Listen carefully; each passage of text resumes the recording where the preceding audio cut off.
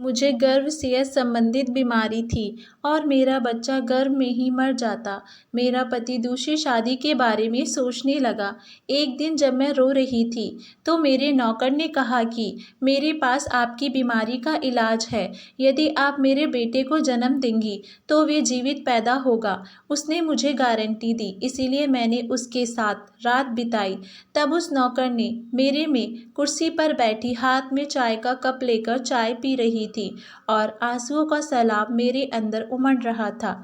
मेरे पास क्या कुछ नहीं था, बहुत दौलत थी, बिजनेसमैन पति था, मैं खूबसूरत थी, हसीन थी, लेकिन मुझे ऐसी बीमारी थी कि जब मैं प्रेग्नेंट होती तो 6 महीने के बाद ही मेरा बच्चा गिर जाता था। मेरे पति ने मेरा डॉक्टर, हकीम, हर तरह का इलाज करवा लिया था, लेकिन मेरे साथ यही सिलसिला जारी रहता था। मैं अपनी सोच में मगन थी जब किसी की तेज नज़रों की चमक ने मुझे हड़बड़ाने पर मजबूर कर दिया।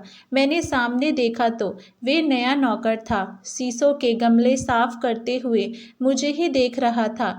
जैसे ही मेरी नज़र उस पर पड़ी तो वे हड़बड़ा सा गया, फौरन से नज़र झुकाकर फिर से गमला साफ करने लगा। तभी कुछ दिन पहले पुराना नौकर काम छोड़कर चला गया था तो मेरे पति ने नया नौकर रख लिया। वे नौकर 25 से 26 साल का था, घर के छोटे मोटे काम और ड्राइवरिंग करता था। यूँ समझ लें कि मेरे पति ने इसे मेरे कामों के लिए ही रखा था। मुझे जहाँ भी जाना होता इसी नौजवान के साथ जाती। मैंने महसूस किया था कि जब तक मैं गाड़ी की पिछली सीट पर बैठी रहती वे मुझे घूरता रहता था। जब मैं इसे देखती तो फौरन से नज़रें बदल लेती। मेरी इस बीमारी का वजह से मेरा पति मुझसे तंग आने लगा था। पति क्या, मुझसे तो पूरी दुनिया ही तंग आ चुकी थी। मैं किसी भी महफिल में जाती तो औरतें मुझसे दूर दूर होने लगती थी, ऐसे जैसे मैं कोई अछूत हूँ। खास तौर पर प्रेग्नेंट औरतें हो तो मुझे यूँ देखती जैसे कि मैं कोई डायन हूँ। मेरा साया भी अगर उन पर पड़ गया तो उनका बच्चा मर जाएगा। मैं जानती थी कि मुझे महफिलों में लोग शायद इसीलिए बर्दाश्त करते थे कि मेरा पति एक बहुत बड़ा अमीर बिजनेसमैन था और इसके ताल्लुकात की वजह से सब लोग मुझे बर्दाश्त करने पर मजबूर थे। रात को भी मैं एक पार्टी में गई थी, लेकिन बहुत सी औरतें मुझसे ठीक से बात नहीं कर रही थीं क्योंकि सब भी जानती थी कि मैं जब भी प्रेग्नेंट होती हूँ तो 6 महीने के बाद ही मेरा बच्चा गिर जाता है। एक औरत के लिए ये बहुत बड़ी तकलीफ़ है, 6 महीने तक अपने पेट में अपनी औलाद को महसूस करके उसे संभालती है और फिर 9 महीने बाद इस दुनिया में लाती है।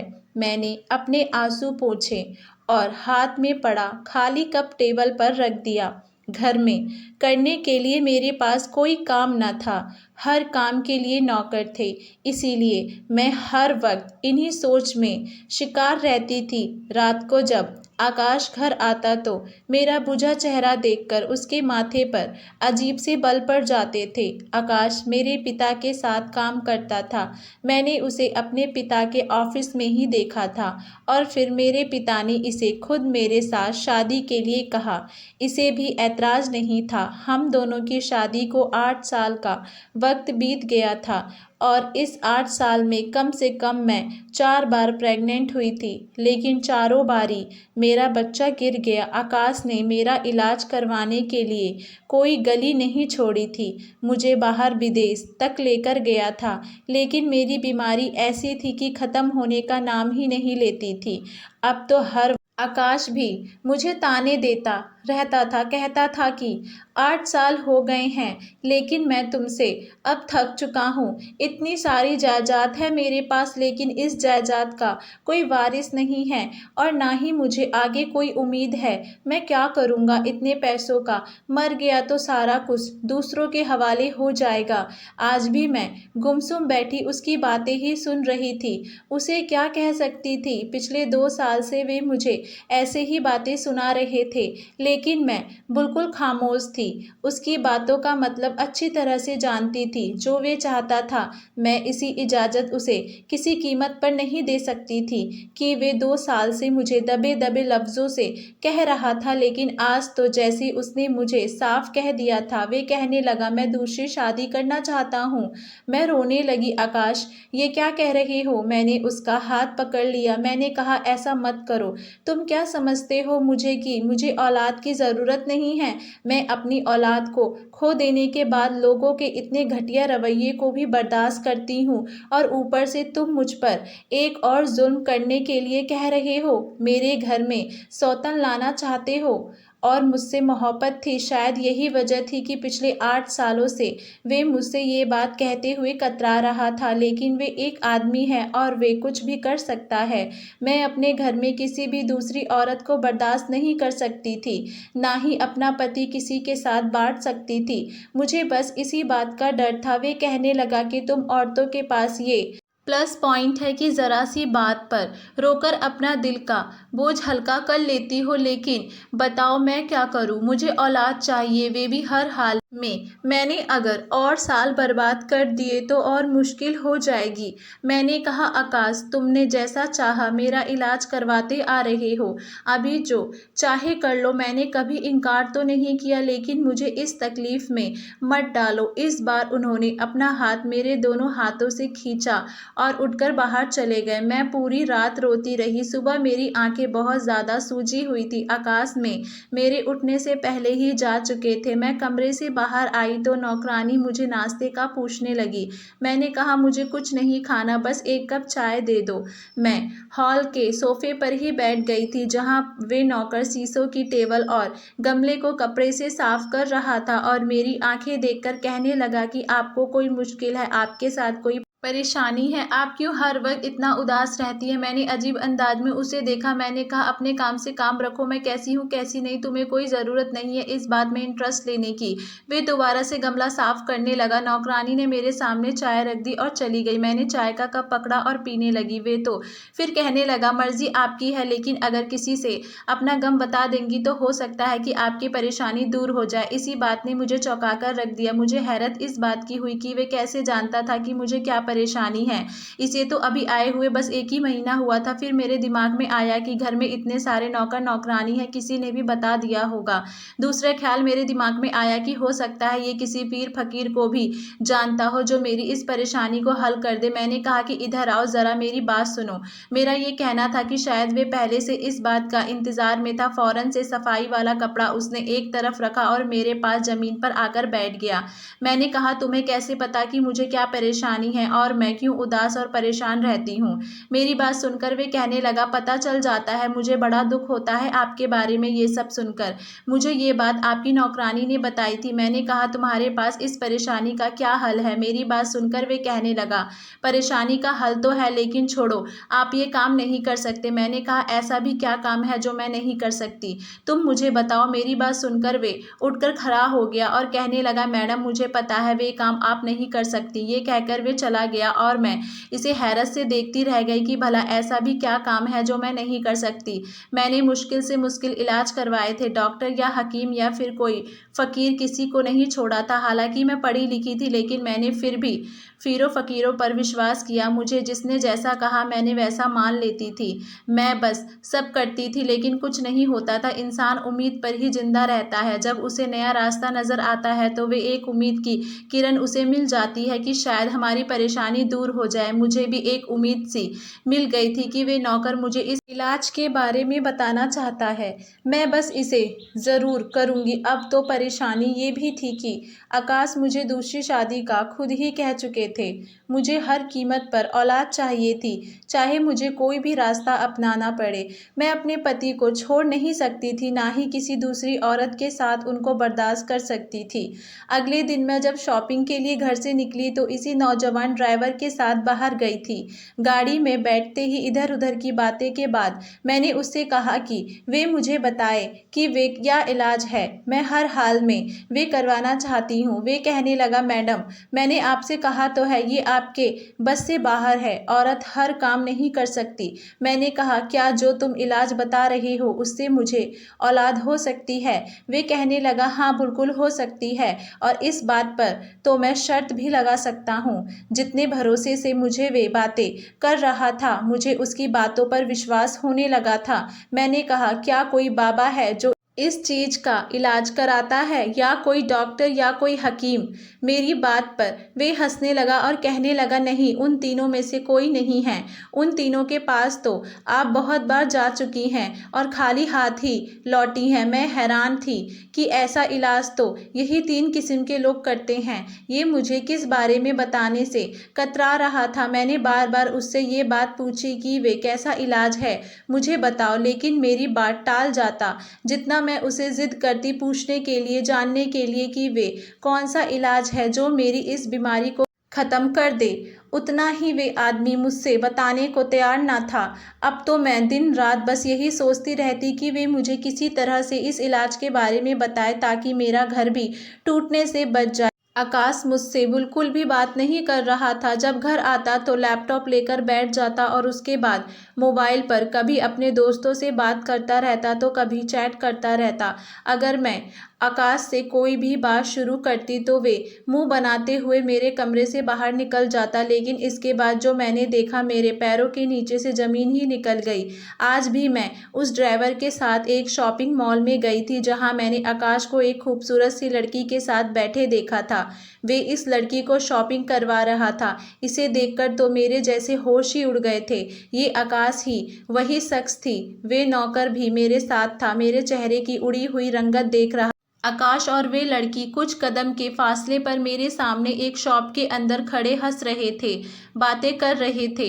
वे लड़की अपने लिए कपड़े पसंद कर रही थी और आकाश से पूछ रही थी कि वे कौन से कपड़े ले, और मुझे लगा कि जैसे मैं खड़ी खड़ी पागल हो चुकी हूँ। मेरे अंदर से कोई चीज़ अचानक से टूटी थी, लेकिन वे मेरा पति था। फिर मैंने उससे मोहब्बत भी बहुत ज़्यादा की थी। इसके साथ मैं किसी भी लड़की को बर्दाश्त नहीं कर सकती थी। मुझे याद है जब मेरी शादी हुई थी तो शादी से पहले आकाश की यही पर्सनल सेक्रेटरी थी, लेकिन मैंने आते ही इस लड़की की छुट्टी करवा दी थी। मैंने कहा था, आकाश तुम अपनी सेक्रेटरी किसी मेल को रखो, और तुम्हारे साथ किसी भी फीमेल को बर्दाश्त नहीं कर सकती थी। उस वक्त तो आकाश ने मेरी बात मान ली थी, लेकिन आकाश को उस लड़की के साथ देखकर मेरे होश उड़ गए थे। मैंने अपना शॉपिंग बैग वहीं रखा और तेज कदमों से चलती हुई आकाश और उस लड़की के सामने खड़ी हो गई। मुझे देखकर वे दोनों ही चौंक गए थे। मैंने कहा, ये कौन है? मेरा लहजा बहुत ही ज़्यादा गुस्सा भरा था। आकाश ने कहा, तुम अभी घर जाओ, मैं घर आकर बात करूँगा। मैंने कहा, नहीं, मुझे अभी बताओ ये कौन है? तुम कैसे किसी लड़की के साथ बाज़ारों में घूम फिर सकते हो? तुम मेरे पति हो और मेरे लिए तो तुम्हारे पास वक्त नहीं होता। जब भी मैं तुम्हें अपने साथ शॉपिंग के लिए कहती हूँ तो तुम मुझे मना कर देते हो कि तुम बिजी हो और इस लड़की के साथ घूमने फिरने के लिए तुम्हारे पास टाइम है। मेरा गुस्सा 7वें आसमान पर था। बहुत से आते जाते लोग मुझे और आकाश को देख रहे थे। आकाश ने जब चारों तरफ देखा तो मुझे गुस्से से घूरने लगा। मुझे कहने लगा कि बाजार में तमाशा मत लगाओ और घर जाओ। मैंने कहा, क्यों मैं घर जाऊं? ये कौन है तुम्हारे साथ? तुम इस नौकरी से निकल चुकी थी। फिर इस लड़की को गुस्से से कहा कि निकलो तुम यहाँ से, और अगर दोबारा तुम आकाश के साथ नजर आई तो मैं तुम्हारा गला दबाकर तुम्हें जान से मार डालूंगी। मुझे ना तो अपने गुस्से की परवाह थी और ना ही इस बात का होश था कि मैं इस वक्त ऐसी जगह पर खड़ी हूँ जहाँ लोग मुझे देख रहे हैं। मुझे तो बस वे लड़की आकाश के साथ खड़ी हुई बर्दाश्त नहीं हो रही थी। मेरी बात सुनकर वे लड़की फौरन वहाँ से चली गई। इसके बाद आकाश ने मुझे बाजू से पकड़ा और मुझे मॉल से बाहर ले आया। वे नौजवान लड़का भी मेरे पीछे पीछे आने लगा। आकाश ने मुझे गाड़ी का पिछला दरवाज़ा खोलकर अंदर की तरफ ढकेल दिया और खुद ही मेरे बराबर में बैठ गया और इस लड़के से कहने लगा कि गाड़ी चलाओ। मैं रोने लगी। मैंने कहा कि आकाश, मैं तुम्हें किसी कीमत पर दूसरी शादी नहीं करने दूंगी। आकाश मुझे जहर भरी नज़रों से देख रहा था और गुस्से से कहने लगा कि तुमने पहले ही मेरा शॉपिंग मॉल पर बहुत तमाशा बना दिया है, गाड़ी में चुपचाप बैठी रहो। आकाश का ये कहना था कि गाड़ी को एकदम से ब्रेक लगी थी। झटके से गाड़ी रुकने की वजह से मैं और आकाश आगे की तरफ झुके थे। आकाश इस लड़के से कहने लगा, क्या तुम पागल हो गए हो? गाड़ी क्यों रोकी है? तो वे पीछे पलटकर देखने लगा और कहने लगा, साहब जी, औरत से ऐसी बातें नहीं करते। मैडम परेशान हैं, आप उन्हें आराम से भी समझा सकते हैं। मैं ये नहीं समझ पा रही थी कि उसने आकाश से ऐसा क्यों कहा। ये मेरा और आकाश का मामला था। वे कौन होता है ये सब कहने वाला? यही हाल आकाश का भी था। इससे पहले कि वे मुझ पर गुस्सा था और नौकर से कहने लगा, अपनी औकात मत भूलो। तुम मुझे सिखाओगे कि मुझे अपनी बीवी से कैसे बात करनी है? अपने काम से काम रखो और गाड़ी चलाओ। वे लड़का भी काफ़ी गुस्से में था और उसने इस बार बड़ी तेज स्पीड में गाड़ी चलाई थी। जैसे ही हम बंगले के अंदर दाखिल हुए, आकाश मुझे कमरे में ले गए और कहने लगे, क्या चाहती हो तुम? अगर तुमने ऐसे ही तमाशा लगाए रखा तो मैं सचमुच शादी करके किसी लड़की को यहाँ ले आऊँगा। मैंने कहा कि मत भूलो कि जिस जायदाद पर तुम इतना अकड़ रहे हो, ये सब मेरी है, ये बिजनेस मेरा है, ये बंगला भी मेरा है। आज तक मैंने आकाश से ये बात नहीं बताई थी, लेकिन अब बता रही थी। मैंने कहा, तुम शायद भूल चुके हो कि तुम मेरे पिता के साथ काम करते थे। मेरे मुँह से सुनकर वे कहने लगा कि बड़ा घमंड है तुम्हें अपने पैसों पर और इस घर पर। फिर वे मेरे पास आया और चिल्लाकर कहने लगे, तुमने मुझे दिया ही क्या है? एक औलाद तक तुम मुझे नहीं दे सकती। तुम्हें अपने पैसों पर इतना ही घमंड है तो ठीक है, मैं तुम्हें तलाक दे देता हूँ। ये सुनकर तो मुझे लगा कि मुझ पर किसी ने आसमान गिरा दिया हो। मैं आकाश से कोई भी उम्मीद कर सकती थी, लेकिन तलाक की तो हरगिज़ नहीं। 1 मिनट में ही उसने मुझे तलाक दे दिया और चला गया और कहने लगा, संभालो अपना घर और अपना कारोबार, मैं भी देखता हूँ तुम कैसे सब कुछ संभालती हो। मुझे पैसों की कमी नहीं है, मैं बहुत पैसा बना चुका हूँ। ये कहकर वे घर से निकल गया और मैं यूं खड़ी थी जैसे कोई पत्थर की मूर्ति हो। मैं वहीं गिरकर बेहोश हो गई। जब मुझे होश तो मैं अपने बेड पर लेटी थी और डॉक्टर मुझे चेक कर रहे थे। वे नौकर और घर की नौकरानियां भी मेरे कमरे में मौजूद थे। डॉक्टर ने मुझे होश में देखा तो पूछने लगे कि आपको क्या हुआ है। मैं इसे क्या बताती कि मैं क्या खो चुकी हूँ। मैंने कोई जवाब नहीं दिया। डॉक्टर कुछ दवाई देकर कहने लगे कि ये दवाई मंगा लो, आप ठीक हो जाएंगी। डॉक्टर घर से जा चुके थे। इस लड़के ने इस घर की नौकरानी से कहा कि मैडम के लिए फ्रेश जूस लेकर आओ और नौकरानी भी कमरे से बाहर निकल गई थी। वे लड़का चलता हुआ मेरे पास आ गया और कहने लगा, मुझे पता है आप बहुत बड़े सदमे से गुजर रही हैं। ये बात सुनकर मैं हैरत से उसकी तरफ देखने लगी कि वे कैसे जानता था, क्योंकि जो बातें आकाश ने मुझसे कही थी वे कमरे में कही थी। मैंने कहा कि तुम ये सब कैसे जानते हो? मेरा लहजा बिल्कुल टूटा हुआ था। वे कहने लगा कि मुझे आपकी फिक्र थी, इसीलिए मैं आपके कमरे के पास खड़ा हो गया था, क्योंकि साहब जी भी गुस्से में थे और आप भी। मुझे डर था कि साहब जी कहीं आप पर हाथ ना उठा दे, इसीलिए आपके बीच की होने वाली बातें मैं सुन चुका था। मैं रोने लगी। मैंने कहा, अगर मेरी औलाद होती तो आकाश मुझे कभी नहीं छोड़ता। वे कहने लगा कि अगर आप इलाज कराएं तो आपको औलाद हो सकती है। मैंने कहा कि अब मैं क्या करूंगी ऐसे इलाज करवा कर, और किसके लिए? आकाश ने तो मुझे तलाक दे दिया है। वे कहने लगा कि आप मुझसे शादी कर लें, आपको आपके हर सवाल का जवाब मिल जाएगा और औलाद भी। इसकी बात सुनकर मैं सोच में पड़ गई थी कि पहले जब मैंने इसे इलाज के लिए कहा तो वे इनकार करता रहा। जैसे ही आकाश ने मुझे तलाक दे दिया तो वे कहने लगा कि अगर मैं इससे शादी कर लूं तो मुझे औलाद भी हो जाएगी। मेरा सर उसकी बात पर चकराने लगा। मैंने उसे कमरे से बाहर भेज दिया, लेकिन पूरा वक्त मैंने यही सोचकर गुजारा था कि एक बार इसकी बात मान लेने में कोई हर्ज नहीं है। गुस्से में आकर आकाश ने मुझे तलाक तो दे दिया था, अगर मैंने इस लड़के से शादी कर लूं और मुझे सच में औलाद हो जाए तो मैं इससे तलाक ले लूँगी और दोबारा आकाश से शादी कर लूँगी। वे भी मुझे अपना लेगा क्योंकि उन्हें मुझसे औलाद ही चाहिए थी। वे मुझे मिल जाएगी। मैंने इस नौकर से कहा कि मुझे उससे शादी करने में कोई दिक्कत नहीं है। ये सुनकर वे खुश हो गया। शाम को ही मेरी शादी उस नौकर से हो गई थी जिसका नाम रमन था और आज पहली बार मैंने इसका नाम जाना था। मैं बहुत ज़्यादा तैयार नहीं हुई थी क्योंकि ये मेरी कोई दिली ख्वाहिश तो नहीं थी, एक मजबूरी की शादी थी। रात को वे मेरे कमरे में आया तो मेरा दिल तेजी से धड़कने लगा, मोहब्बत से नहीं बल्कि डर से। एक औरत के लिए शायद ये बहुत मुश्किल होता है अपनी ज़िंदगी में किसी दूसरे आदमी को शामिल करना।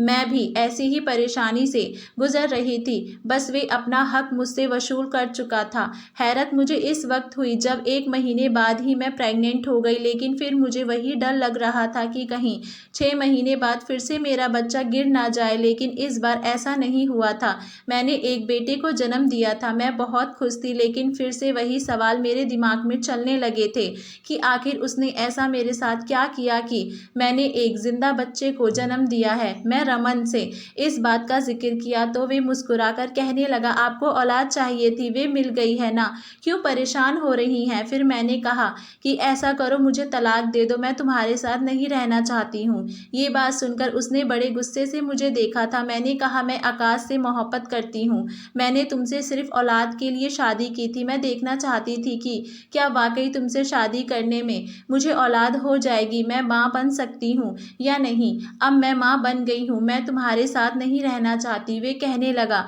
जिस धोखेबाज के साथ आप रह रही थी वे खुद ही आपसे औलाद नहीं चाहता था। हर 6 महीने बाद वे आपको एक ऐसी मेडिसिन देता था जिससे कि आपका बच्चा ख़त्म हो जाए। ये सुनकर मैं हैरत से उसे देखने लगी। मैंने कहा, तुम झूठ बोल रहे हो। तो वे कहने लगा, मैं सच कह रहा हूँ, आपके पति ने आपसे सिर्फ पैसों के लालच में शादी की थी। वे एक कामयाब बिजनेसमैन बनना चाहता था, लेकिन आपसे मोहब्बत नहीं करता था। मोहब्बत उसी लड़की से करता था जिसको आपने शॉपिंग मॉल में उसके साथ देखा था। आपके पति ने सिर्फ आपके पैसों का इस्तेमाल किया है और इस तरह से उसने ठीक ठाक रकम इकट्ठी भी कर ली है आपसे। ना तो उन्हें औलाद चाहिए थी और ना ही आपका साथ चाहिए था। ये कहकर उसने मुझे फ़ोन थमा दिया जिसमें एक वीडियो थी जिसमें आकाश फ़ोन पर उस लड़की से सारी बातें कर रहा था कि प्लान कामयाब हो गया है। अब उसके पास इतनी दौलत है कि उसे ना तो मेरी ज़रूरत है और ना ही मेरे किसी एहसान की। रमन कहने लगा कि ये सब बातें मैं उस वक्त सुन चुका था जब मैंने यहाँ नौकरी शुरू की थी, इसीलिए मुझे आपसे हमदर्दी होने लगी थी। तब ये हमदर्दी प्यार में बदल गई। मुझे पता नहीं था। आप बिल्कुल ठीक हैं, आपका पति ही आपके साथ वफादार नहीं था। क्या अभी भी आप इस आदमी के साथ रहना चाहती हैं? रमन ये कहकर कमरे से बाहर चला गया और मैं भी रमन से प्यार करने लगी थी। अब मैं उसी के साथ रहने लगी थी। ऐसे इंसान के साथ रहने का क्या फ़ायदा जिसके साथ ज़बरदस्ती की जाए तो आपके साथ रहना ही ना चाहता हो।